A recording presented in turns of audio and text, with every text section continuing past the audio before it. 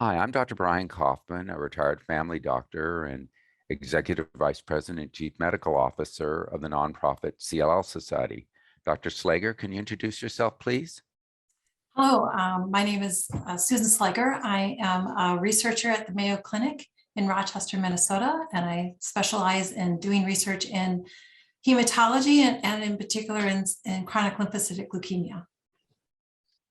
Dr. Slager, we know an awful lot about the natural history and the genetics of chronic lymphocytic leukemia, but there may be a problem in that data may not represent the entire diversity of the community that gets CLL. Am I right about that? And is that something that Mayo's looking into? Absolutely, you are correct in that. If you look at the literature, there's been very little research that's been done in minority individuals with CLL. In fact, it's pretty sparse, especially in the genetic component and even in the environmental component. The research has not captured whether or not the findings that we see in individuals that are Caucasian or white, are they applicable to other racial populations or other ethnicities? So let me start with maybe my misunderstanding of this. CLL is often characterized as the disease of older white males, but how common is it in non-Caucasians and specifically African Americans and Asians? Can you give us a sense of that? Well, based on the National Cancer Institute data, which collects data across the country, what they're finding is that the rate of CLL is higher in individuals who are white compared to African Americans. In fact, African Americans have half the frequency of what you see in Caucasians. But then, and then in Asians, it's almost non-existent. CLL almost doesn't occur in individuals with Asian descent. So I want to follow up on that. So do we know anything about that? Is that part of what your study is looking at, about why there's these stark differences? Yeah, so there's been some studies where individuals who moved to the United States, so Asians who moved to the United States and developed the Western diet, if you will, they still have a really low frequency of getting CLL, suggesting that it might actually be a genetic component that is a reason why there's this difference in the risk of getting CLL across these different populations. But it hasn't really been studied that much. And so that's what one of our components of our new research project is, to look and evaluate how inherited genetic components, what you get from your mother and what you get from your father, how they affect your risk of getting CLL across African Americans compared to individuals that are Caucasians. So do we know if the disease runs a different course? Do they have a different flavor of CLL? Does it tend to be more indolent or more aggressive? Do we have answers to any of these questions in Black Americans versus Caucasians? So yeah, that's a good question too. The literature is actually pretty limited in answering that question. There's been a few small studies that have looked at what's the at diagnose what's the difference between individuals who are African American and Caucasians as far as their diagnosis of CLL. And what they're finding is that individuals that are African Americans, they have a younger age of onset of the disease. They have a more aggressive disease at diagnosis. They have a shorter time to therapy, and they actually have a reduced overall survival of their CLL compared to Caucasians, even after you control for treatment. But the studies are pretty small, and they do need to be validated in other components. And so that's one of the basis of our study, is to actually look at in particular at the genetic component of the disease in the tumor. Is there differences in what the tumor is showing between African Americans and CLLs? And then in return, does that impact your clinical course of your CLL? So those are some of the things that we're going to be looking at. So you may have answered this, but are there other questions your study is asking that patients should know about? So yeah, so we're both answering the questions that we're asking is just your inherited genetics, what you get from your parents. Is that different between African American and Caucasians? And we actually already know that's true without even looking in CLL patients. We know there's a difference in the genetic frequencies, but can we still highlight, are there unique factors, genetic factors that increase your risk of getting CLL in African Americans that you don't see in Caucasians? Is that true for individuals who are Asians?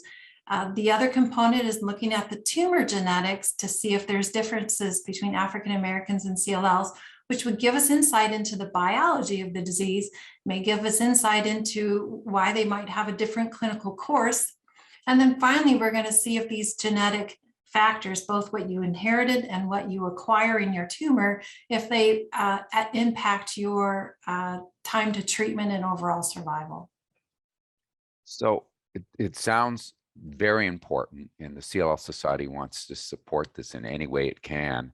How do participants get involved if they want to volunteer for this study? So one approach would be to reach out to the CLL Society. They can connect you to us. We're also reaching out to cancer registries to identify individuals. Contacting the Mayo Clinic or contacting me directly would be another way to get involved.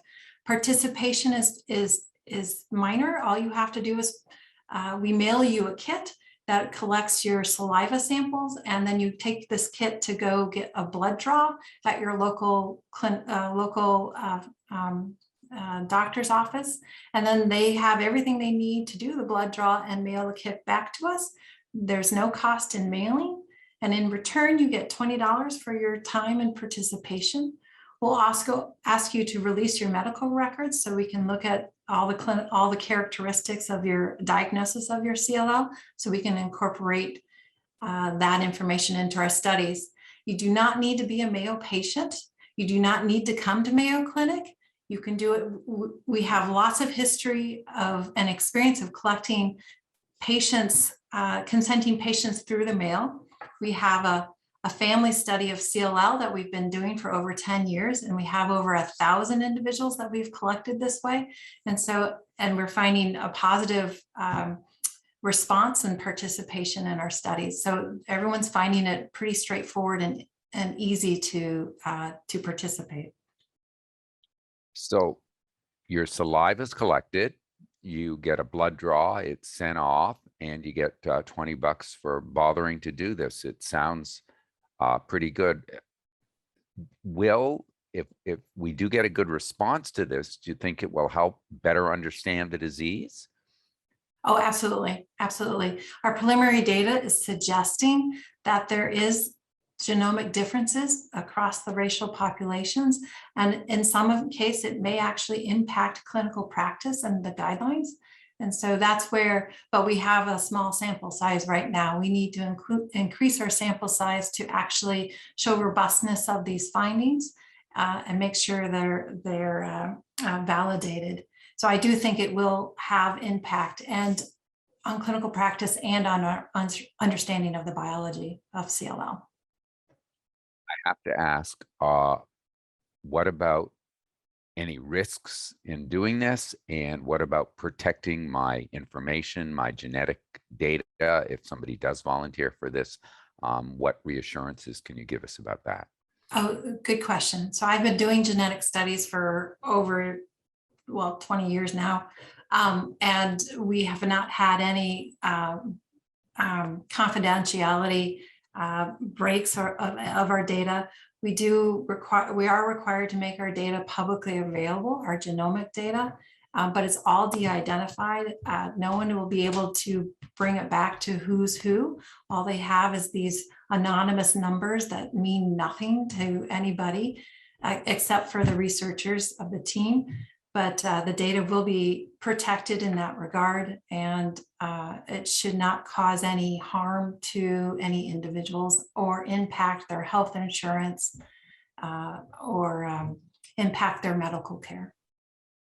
Dr. Slager, I'm so glad you're looking into this corner of CLL that's been badly neglected for much too long. And blessings on you for doing this.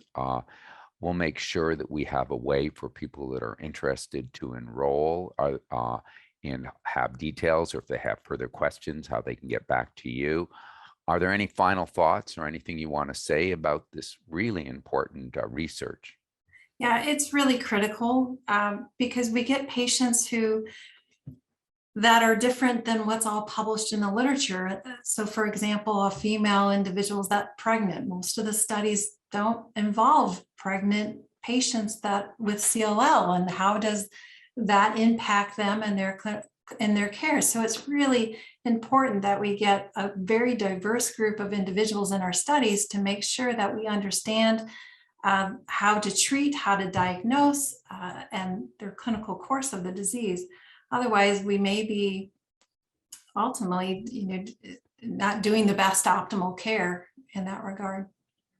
Well, thank you, Dr. Slager, and your colleagues at Mayo for this important work. And we look forward to supporting you and getting a robust accrual for this important work. Thanks so much. Thank you for your time, and thank you everybody for participation.